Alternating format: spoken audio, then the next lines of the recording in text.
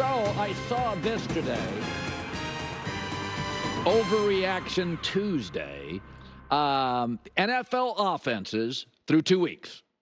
Fewest touchdown passes since 2006. Fewest passing yards since 96. Fewest pass attempts through the first 2 weeks since 1991. Lowest red zone touchdown percentage since 2006. Everybody's freaking out. So, I think this is explainable. There's a lot of different things all converging, but you have fewer padded practices in the NFL and fewer starters playing in the preseason.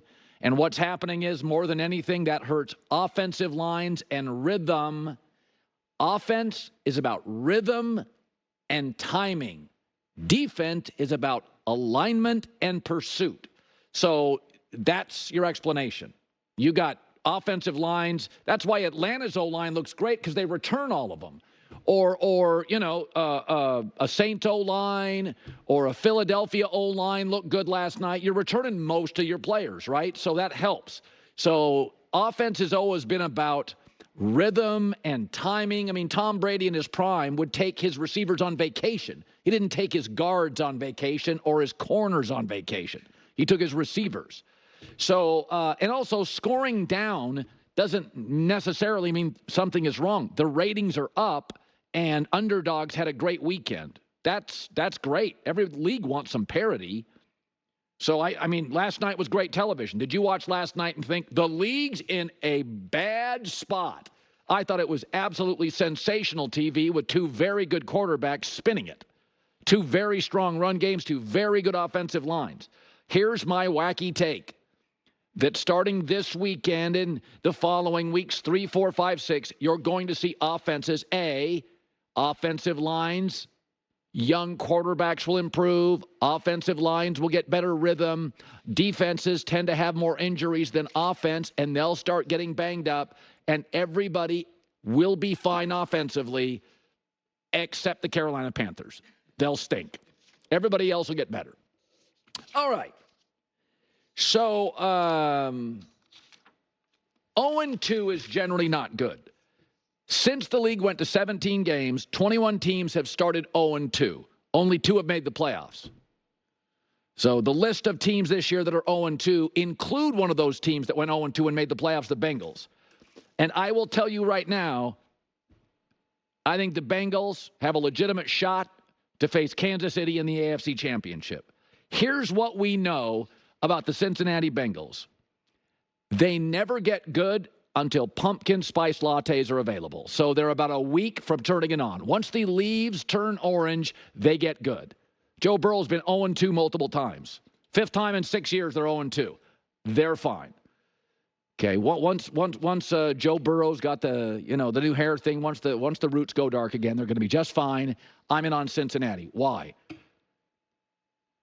Coach. Did you see what Jake Browning did last year, a backup quarterback with Zach Taylor? Stop telling me Zach Taylor can't coach.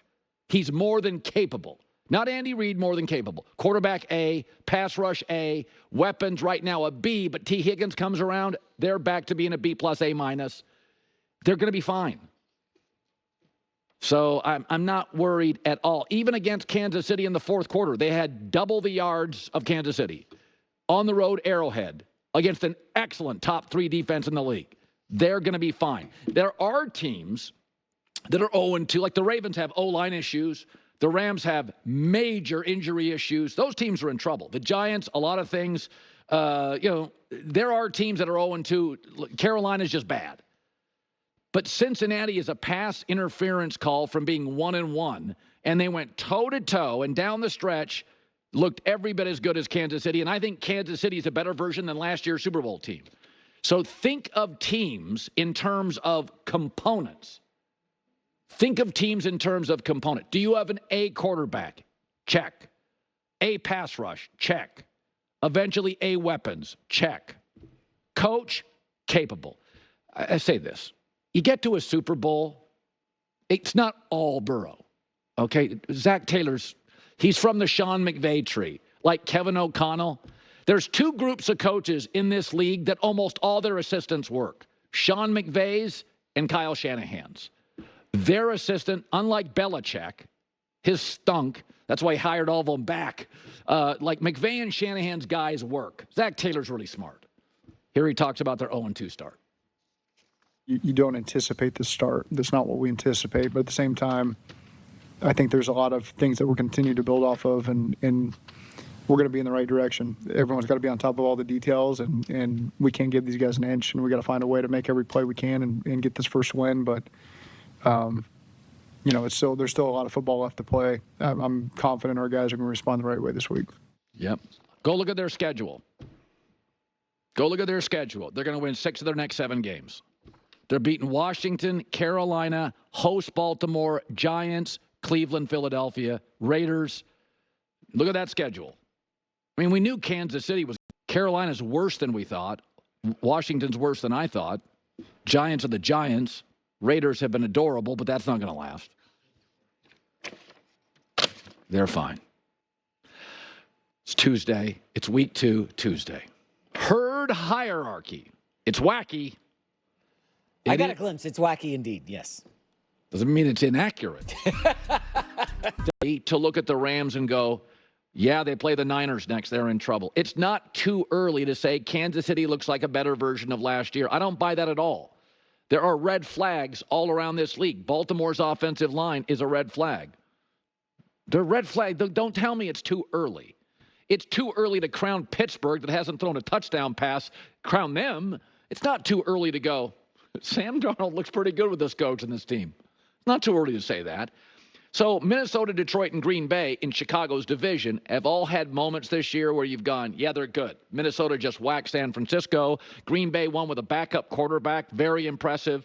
And, I mean, the Lions overtime went over the Rams. They just leaned on them with that run game. Through 2 games, the Chicago Bears haven't had a single impressive series. I mean, their best drive, their only touchdown drive started at midfield off a lousy Houston Texans punt and included a pass interference call. They've had only one offensive drive over 50 yards. Their longest play is 27 yards. The worst in the league, including Carolina. So this looks like a 4th-place team in a division with a lot of competent quarterbacks. We knew Detroit and Green Bay's offense would be good. Oh, crap. Minnesota's looks really good. So you got to win shootouts in this division. Because Green Bay's young and getting better. Detroit will get their act together. And Minnesota, that coach, that quarterback, those weapons, that left tackle, they're good. The biggest concern for Chicago is that every single red flag that we were concerned about, every single one has already surfaced through 2 weeks. O-line issues, coaching competency, accuracy issues, Keenan Allen struggling to stay healthy like he did with the Chargers. Caleb not playing great or always in structure. So all the red flags have surfaced. And I said the 2 things that I believe going into this season. I said, do the Bears have the structure to take this wildly improvisational quarterback? I mean, there's a little, he's an improv quarterback. It's a lot of off-script stuff. And that was Mahomes early. Now, Mahomes now is much more structured. But Mahomes years, first year starting, second year starting, there were a lot more improvisational stuff. The Chiefs had the structure. Shane Steichen gave Jalen Hurts the structure. Harbaugh, less quarterback reliant, giving Justin Herbert the right structure. I don't know if the Bears have it. And I said before the season, I think they're a 7 or an 8 win team. Are you going to be satisfied with that? It's a loud media and a loud fan base. So Caleb Williams needs to be coached hard. And I don't know if Chicago can do it.